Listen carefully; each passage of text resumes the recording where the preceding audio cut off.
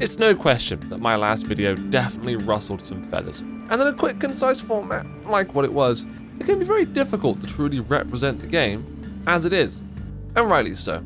There are some great things that keep players coming back, like myself. Heck, I just had a play session that was truly one of the most entertaining and thrilling, unique experiences I've ever had in this game, filled with laughter, mayhem, pain, not a server crash in sight. So what on earth was I doing making a video claiming that the current state of the game is bad? In this deep dive, I'm going to go through the real issues that plague the game as it stands today, and go through the experiences of a new player, go through the good, the bad, and the ugly, to give you a true image of what playing patch 3.13 is really like. And then I'm going to explain how I think the upcoming patch 3.14 could save the game. But before we get into any of that, let me tell you a bit about where I come from. So I originally backed the project in 2014, and that was before even 1 million people had done so. I've spent plenty on the game, and I've even had a few world firsts to be proud of. I've also been streaming the game almost daily over on Twitch, and whether it be by myself or with orgmates, I've been playing this game since the Hangar module days. Now, in my last video, I showed you guys some of the hit pieces, as rightly stated by a few of you from well-known game journalists. This was a brief way of demonstrating the sort of issues that gain major traction, and it's usually stuff that players don't actually have any impact on, or are affected by. Issues such as management, workloads, work conditions. What usually goes unnoticed, however, by mainstream media are the types of issues that have a severe impact on long-term replayability, and it's more noticeable the longer you've been involved with the project. Right now on screen, I'm attempting a bunker mission. First introduced alongside the planet Hurston way back in patch 3.4, the mission goes simply like this.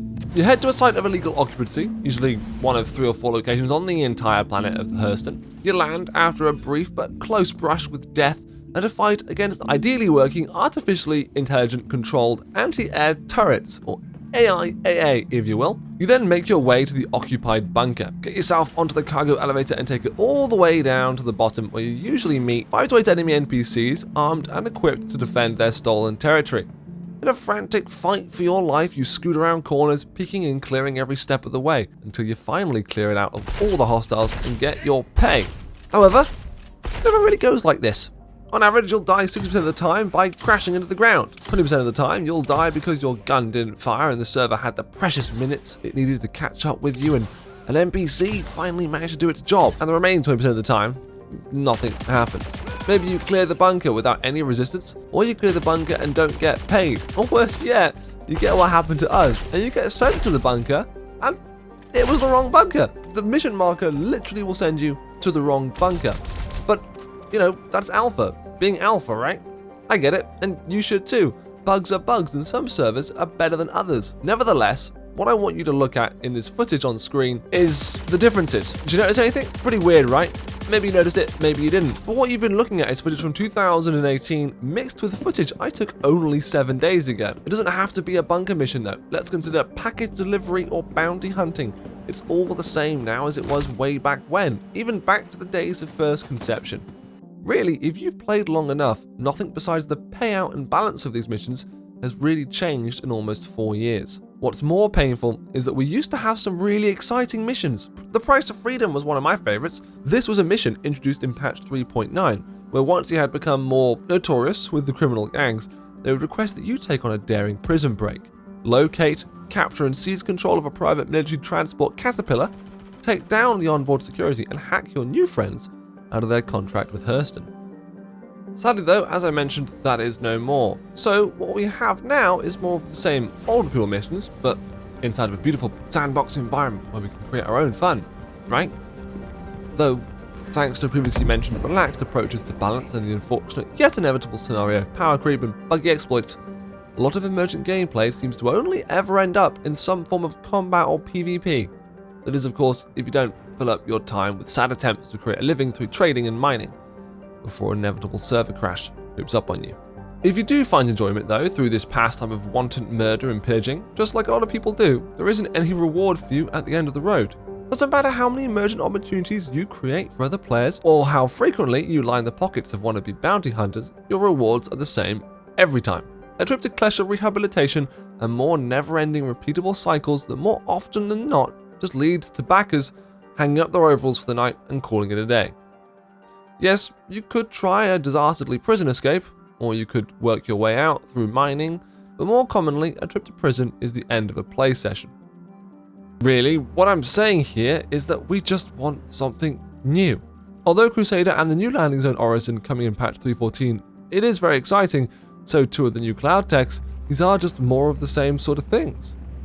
I realise that a lot of what causes these issues simply falls down to the core pillar tech and the lack thereof in the current state. And until we do get server tech or consistent persistence, this is how the game is going to be for the foreseeable future.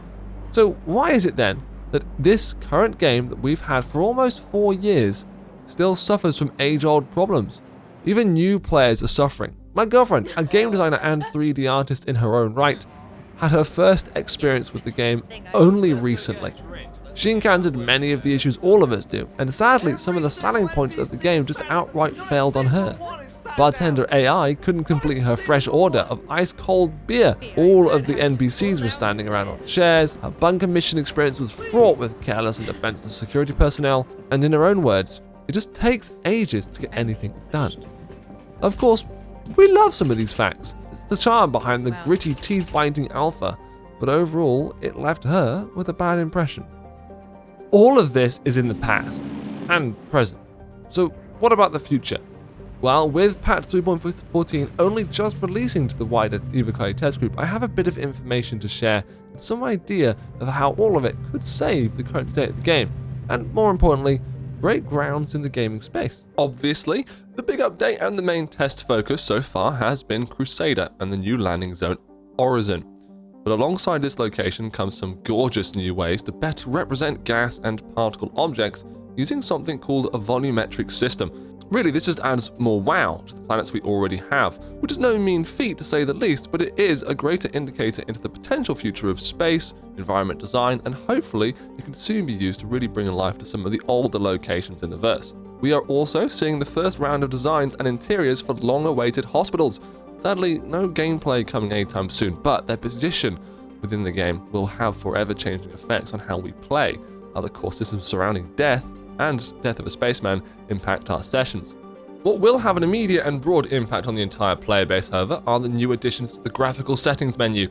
This is something I've been waiting for a really long time. Great additions such as render distance, volumetric cloud graphic options, tessellation options, and ground clutter options, which should really help spread the requirements out and make it easier for new players and those on non-insanely overpriced editing rigs to decently or playably experience the game anywhere around the Stagnant system. There are more quality of life changes too, simple bug fixes that I can only speculate work for now, and balance passes to some or more of the popular ships currently suffering under the Talon regime.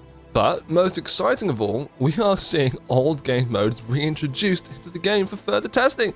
That's right, ladies and gentlemen, Theatres of War could be only months away.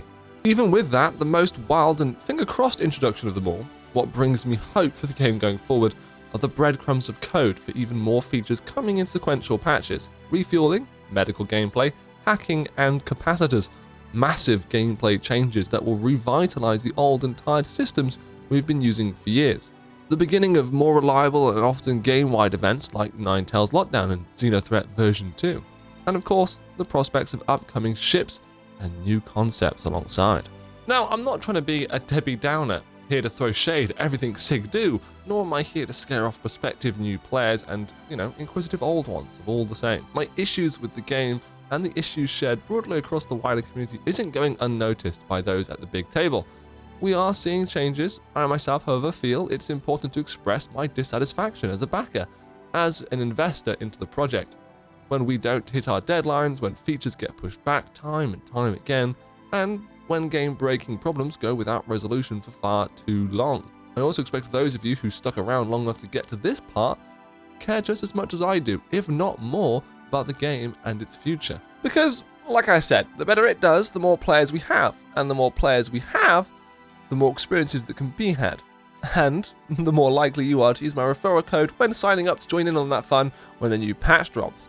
But don't worry, if you don't want to wait that long, have no fear, because I stream Star Citizen every Sunday and often throughout the week all over on Twitch. I actually had an experience like no other this past Sunday, so I can't wait to share that with all of you. But until then, stay strong, citizens, and I'll see you next time.